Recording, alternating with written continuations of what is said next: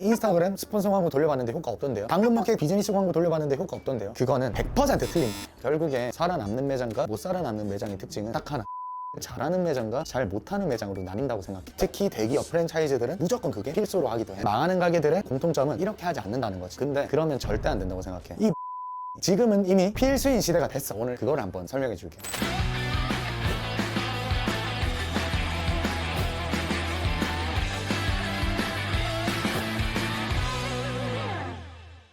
네, 안녕하십니까. 마코장입니다. 오늘 주제가 뭐지?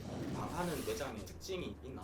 이거는 뭐 여러 가지 문제들이 있지만 결국에 가장 큰 거는 준비가 없이 창업을 하는 게 문제고, 지금까지 나도 수많은 장사하는 지인들이 있고 이때까지 수백 클라이언트를 스쳐 지나가면서 망할 수밖에 없는 매장들의 특징 3가지가 있더라고. 오늘 그걸 한번 설명해 줄게. 첫 번째가 손님들이 컴플레인을 걸거나 피드백을 주면 피드백을 못 받아들여. 그게 이제 첫 번째고, 두 번째는 서비스 품질이 굉장히 낮아. 그 다음 세 번째가 내가 항상 강조하는 마케팅이지. 장사 잘하는 사람들은 피드백을 어떤 식으로 수용을 하는데?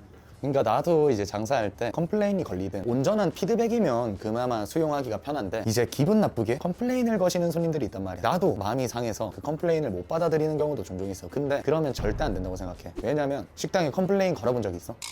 그러면 뭔가 불평이 있었던 적은 있어? 아, 있지. 그럼 어떻게 했어? 그러면 먹고 그냥 말 안 하고 다음에 절대 안 가지. 그치. 대부분 컴플레인을 하는 사람들보다 그런 사람들이 훨씬 많단 말이야. 계산할 때 식사 맛있게 하셨어요 하면 뭐라 그래? 아, 네. 잘 먹었습니다. 고생하세요. 그냥 뭐 조금 똥 씹은 표정으로 그렇게 네, 잘 먹었습니다 하고 다시는 안 온단 말이야. 근데 입 밖으로 이 매장에 문제가 뭐가 있다라고 말해주는 사람들은 우리 가게가 망하지 않게 막아주는 천사라고 생각을 하고 장사를 했었단 말이야. 그러니까 그 컴플레인 손님들을 더 귀중하게 생각하고 더 극진하게 대접을 해줘야 돼. 예를 들어서 내가 이제 해우나 그 전에 이제 배달 전문점을 운영했을 때는 뭐 머리카락이 한번 들어가서 내가 머리를 민 것도 있지만, 그렇게 뭔가 이물질이 들어가거나 면이 뿜다거나 그렇게 되면 나는 무조건 100% 환불해주고, 음식을 안 먹는다 그래도 그냥 보내드려. 손님들이 제가 이렇게 바라려고 한 게 아니라 아시라고 그렇게 말한 거다, 그렇게 해도 나는 돈 안 받고 그냥 보내드린단 말이야. 그때마다 내가 했던 멘트가 있어. 저는 장사를 하면서 혹시 제 음식에 불만이 있거나 만족하지 못하면 돈을 안 받겠다는 마음으로 장사했다. 이건 제 원칙이기 때문에 꼭 이번에 환불 한번 받아주시고, 대신에 다음번에 꼭 한 번만 만회할 기회를 주셔라. 제가 그 기회 잡아서 꼭 만회하도록 하겠다. 그런 얘기를 하면 화나서 전화했던 고객님들도 와, 이렇게까지 응대를 해주는 데는 처음이다 라고 하시면서 충성 고객으로 바뀌는 경험들을 나도 여러 번 겪었단 말이야. 그러니까 이런 식으로 고객의 피드백을 적극적으로 수용하고, 계속해서 같은 불평이 나오면 당연히 안 되겠지. 받아들이고 시스템적으로 뭐가 문제가 있는지, 왜 그런 문제가 발생했는지 원인 파악을 해서 원인을 없애야지 기본적으로 그 컴플레인이 계속해서 안 나올 거란 말이야. 그런 것 때문에 하는 게 식당에서 QSC, 퀄리티 서비스 클린 체크리스트 표를 만들어서 주기적으로 체크를 하기도 한단 말이야. 특히 대기업 프랜차이즈들은 무조건 그게 필수로 하기도 해. 그래서 그런 식으로 컴플레인을 제대로 수용을 하고 컴플레인이 재발하지 않도록 이렇게 해야 되는데, 망하는 가게들의 공통점은 이렇게 하지 않는다는 거지. 그게 이제 첫 번째야. 그 망하는 가게들은 어떻게?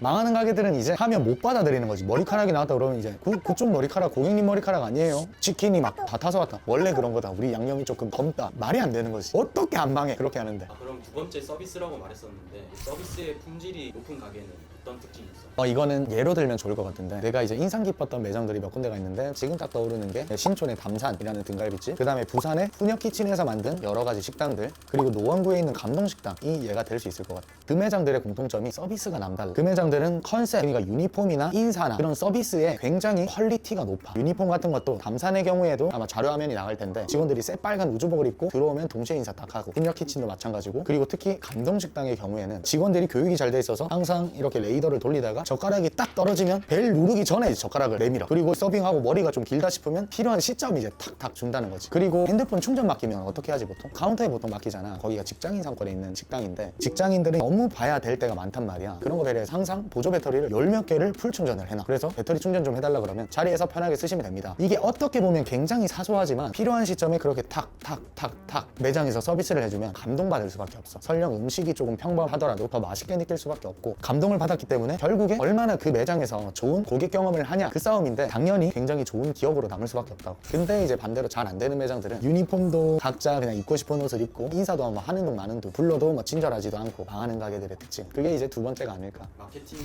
어떤 특징이 있어? 결국에 살아남는 매장과 못 살아남는 매장의 특징은 딱 하나, 마케팅을 잘하는 매장과 잘 못하는 매장으로 나뉜다고 생각해. 그만큼 마케팅이 중요한데, 왜냐, 우리가 야구를 할 때나 축구에 보면 항상 보험회사들, 굴지에 보면 AIA, 삼성생명 이런 애들이 몇 백억씩 스폰을 하면서 로고 하나 박으려고 한다고. 그 이유가 대중들한테 계속해서 은연중에 노출되기 위함이잖아. 그렇게 은연중에 계속해서 노출되는 효과가 무시 못한다고. 예전에 EBS 실험에서 그런 실험이 있다고. 그 실험장에 4명을 불러다가 3명은 이제 짠 거고 1명이 이제 실험 대상이야. 같은 똑같은 문제를 줘. A가 긴지 B가 긴지. 근데 실제로는 A가 길단 말이야. B가 짧아. 근데 뭐가 더 긴지 문제를 내면 나머지 3명이 다 짧은 게 길다고 해. 그러면 다른 사람도 처음에는 자기 혼자 정답을 고르다가 남들이 계속 이걸 고르니까 아닌 걸 알면서 이게 맞다고 그렇게 골라. 80% 이상의 사람들이 그것과 마찬가지로 우리가 광고인지 알면서도 그거를 무시 못하는 이유가 많은 대중들이 골랐고 리뷰 수가 압도적이고 맛있다 밖에 없고 하기 때문에 심리상 그거에 끌릴 수밖에 없어. 이 마케팅이 지금은 이미 필수인 시대가 됐어. 그래서 사장님들이 너무 간과하지 마시고 당연히 하셔야 되지 않나 그런 생각이 들어. 장사 안 되는 데들은 이런 거를 이제 모르고 잘 안 하지. 한다고 해도 제대로 안 하지. 인스타그램 스폰서 광고 돌려봤는데 효과 없던데요. 당근마켓 비즈니스 광고 돌려봤는데 효과 없던데요. 그거는 100% 틀린 거예요. 그 광고가 효과가 없는 게 아니라 그분이 이상하게 했을 가능성이 높거나 이상한 대행사를 만났을 가능성이 높은 거지. 효과가 없는 광고는 없어. 효과가 없는 광고를 만들 수만 있을 뿐. 어떻게 만드냐에 따라서 천차만별일 거니까. 이게 이제 세 번째 이유가 아닐까 싶어.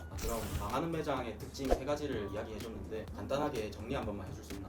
첫 번째가 이제 피드백을 잘 수용하는가. 컴플레인 고객은 하늘에서 내려준 천사다. 이 마음을 가지고 피드백을 적극 수용해서 재발하지 않도록 하는 게 가장 우선이라는 거지. 그 다음에 두 번째가 서비스의 품질을 계속해서 개선하면서 검색을 통해서 잘 되는 매장들은 어떻게 진행을 하고 있고 또 실제로 가서 배우기도 하면서 우리 매장에 적용하면서 끊임없이 최선을 다해서 서비스 품질을 높여야 된다는 거지. 다음은 마지막 세 번째, 마케팅. 매장이 너무나 많고 이미 대한민국에는 자영업 전성시대야. 수요보다 공급이 많아서 3년간 폐업률이 80%나 되기 때문에 굉장히 살아남기 힘들어. 한 동네에만 600개 이상의 매장이 있을 정도로 경쟁률도 치열하고 그렇기 때문에 누구보다 내가 여기 있고 나의 매력을 끊임없이 고객들한테 알려야 된다. 내 이전 영상에도 여러 가지 영상들을 많이 올려놨으니까 그런 것들 하나씩 배우고 따라하면서 적용하면서 성공적인 매장 만들었으면 좋겠고 이 막고장 구독자들은 상위 20% 안에 무조건 들었으면 좋겠어. 3년, 5년, 10년 이렇게 길게 장사하시는 분들이 많았으면 좋겠어. 그래 오늘도 고맙다.